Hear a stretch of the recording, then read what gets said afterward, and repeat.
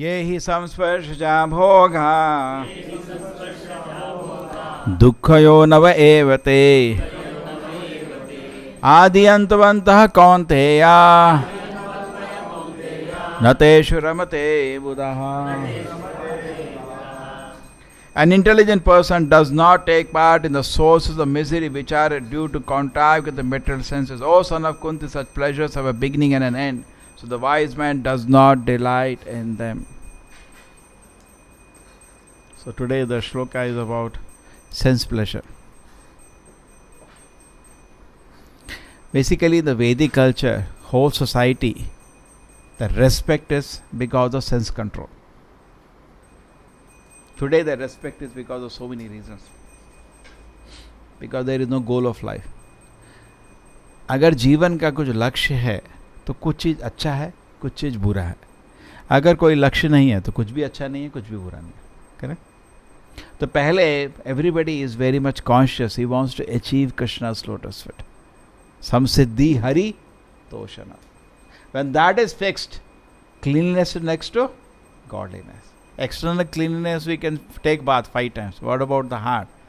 And how we can have any idea about the pleasure of serving Krishna without having a pure heart? Not possible. So the first thing is sense control. And the society is divided based on that. Not divided based on birth. Birth is immaterial. Today that is not the criteria. Suppose a prime minister or president of a country is found, he could not control his senses, did something nasty, he is made to resign.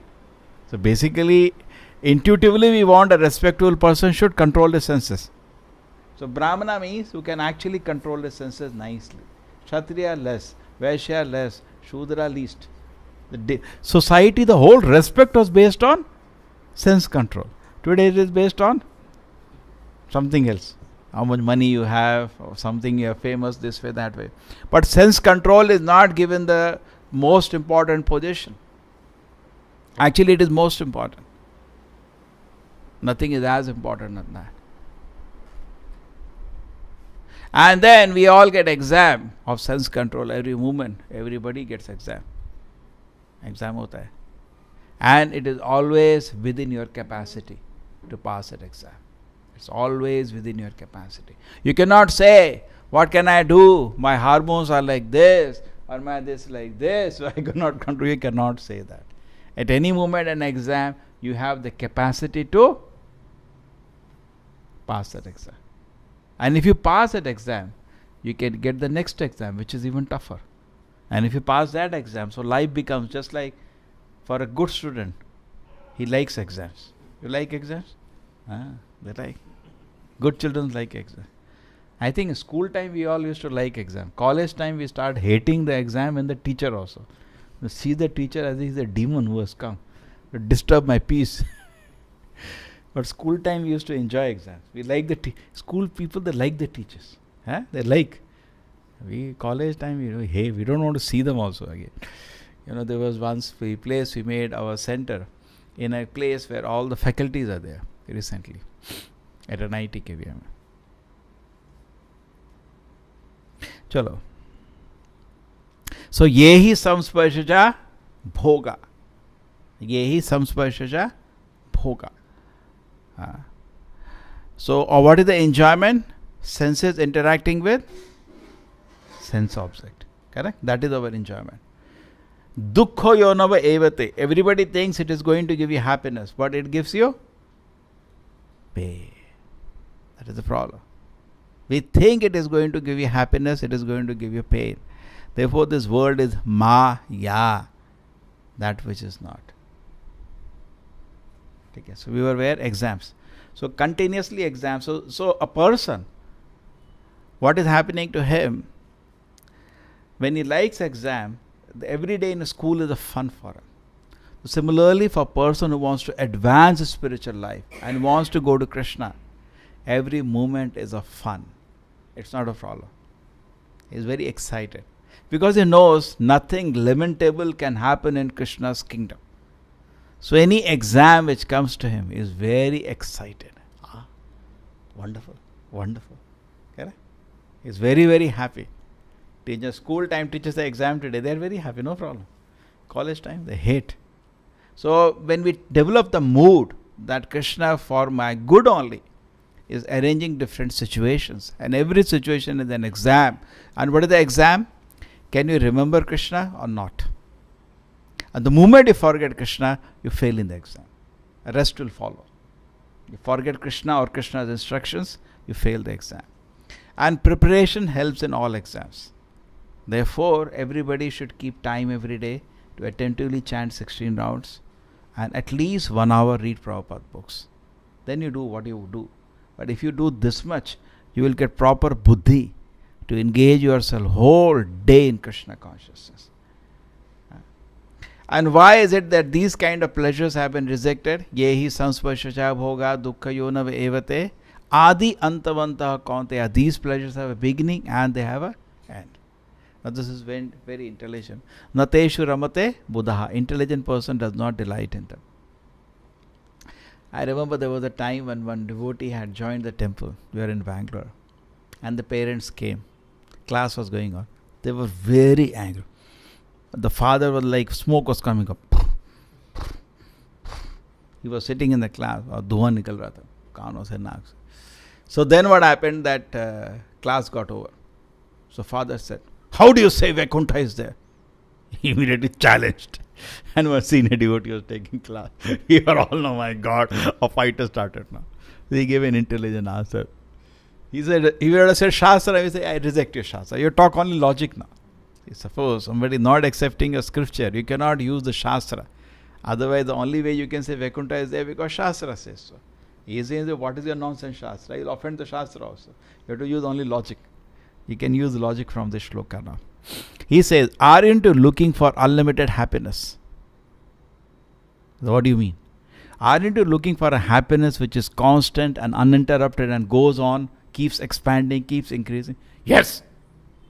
Do you find that in this world? No. That means the place is there where you had it, and that is Vaikuntha. He was stuck. He can't argue. He came to argue and fight and show to everybody that what all you teach is nonsense, and now argue now. All of us are looking for happiness. It's permanent or not? Can anybody say, I'm not looking for? Krishna is pointing out, my dear sir, you are in a wrong place. Because here, Adi Antaha. There is a beginning and end. In spiritual world, no beginning end. It is continuously happiness is going on. Sometimes we feel, when you have a good Harinam or a good festival, we feel so much happiness. It has no end and there is no temporariness. It's just we go with the blissful experience. That is spiritual happiness. Adi Antavanta Kaunteya. And those who are intelligent people do not delight in material pleasure. When you want spiritual pleasure, you go to spiritual world. When you want material pleasure, you stay in the material world. You decide what you want. And in the end, you want happiness. Your decision, you want material happiness or spiritual happiness. And what is the difference? Now, I've been discussing this point. Maya. What is the meaning of Maya? That which is not. But we are feeling, what is the problem? Today morning I had a beautiful argument. Those were there, Prabhupada explained in the purport. People take rope for a snake. It does not mean the rope doesn't exist. Rope exists, snake exists. But your mistake is to rope for a snake. Mayavadis make a total blunder. Because there are some people who read Vedas wrong way. So we keep commenting on them because you have to save people from a wrong understanding. They say Brahma Satya Jagat Mithya. Wrong! Jagat is not Mithya. Rope is not a Mithya. It exists. Mithya is the way you are looking at it. Mithya is not the rope. Can you say rope is Mithya? Rope is not Mithya. Snake is not Mithya. Both are existing. Mistake is you took rope for a snake. So you cannot say this word is not existing. It is existing. It's a temporary word. That's all. It is existing. And this is not the spiritual word. We are all taking this to be the spiritual word. We look at the body and suppose a cut happens. What happens? Some people faint also. Oh, you seen that? So many examples happen when they have some accident, some fight. One person get injured, other person faints. I heard in so many instances you would have heard. Even police people, I don't know what training they have, they faint. Two people went to fight. to arrest somebody, and that fellow was clever. He put a knife inside the inspector, and the Havaldar who was to protect him fainted, and he saw blood. It was training, no? Like a doctors have a training. They don't faint when they see blood. So there is a training needed. So the point is that we should not be affected. So we think this body is spiritual. Therefore, what happens? When any injury comes, why you are shocked? Because Maya. You are thinking this to be a spiritual body, but the reality, this is a temporary material body. This is the reality which has come to picture now. What you thought, this is a spiritual body. You got the point? Therefore, you are shocked. When the reality comes to picture, you get shocked. Somebody dies. He died. Why you are getting shocked? Because you thought, you are thinking you are still in the spiritual world. Somebody dies, you feel a great shock of life. Same way, spiritual happiness. We are thinking the happiness here is eternal. Somebody says, come to movie, there is a great opportunity, we'll nicely enjoy. We think there is eternal happiness there in the movie, let us go. So Krishna, actually we think like that. So Krishna wants to help us. Are buddhu adi anta. This is not a spiritual word. Just like Krishna says, janma mrityu chara vyadi dukkho doshanudarshanam. You're all of us are here by mistake thinking we are in the spiritual world. We are not come to reality that I am not in the spiritual world. I am in some problem. By mistake I have come to a wrong place. Correct? Otherwise why will I do sadhana? Sadhana means an effort to get out. Suppose you sat in the train and your train is going to Delhi. Somebody tell you this train is going to Chennai. Then you will get out. No. If you think the train is going to Delhi, then what is the problem? So we have come to the wrong train. We are in the wrong place. In the wrong place. Here you cannot become happy. Krishna says, Dukkhalayam ashashvatam. You come to the wrong place. This is a place of misery. Right? And the happiness is so-called happiness which has beginning and an end. Just like Krishna says, Janma mrityu jaravadi dukkha doshanudarshanam. You are thinking this body is eternal. But please open your eyes. Darshan means open your eyes. You had a birth. It's not eternal. You have a death. It's not eternal. You have old age, disease. You understand you're in the wrong place. Just like suppose somebody is sitting in the train. Okay?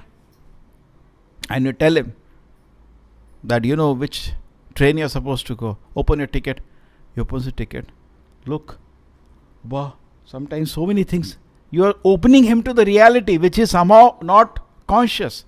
So Bhagavad Gita is not giving some rocket science. It is giving you something which is obvious. Krishna is not telling something we cannot understand. Now who cannot understand that Adi Antavantaha is very reasonable, no? Is it reasonable or not? All the happiness we have in life is a beginning and an end. Is it reasonable?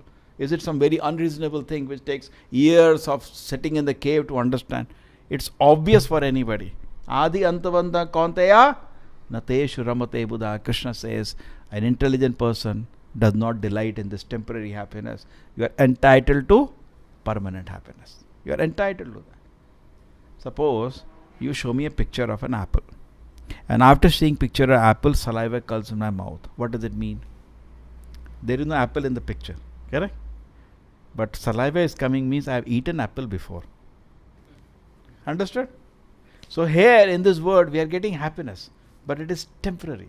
5 minutes, 10 minutes over. You play one game, 10 minutes, 15 minutes over. But I want to have unlimited happiness.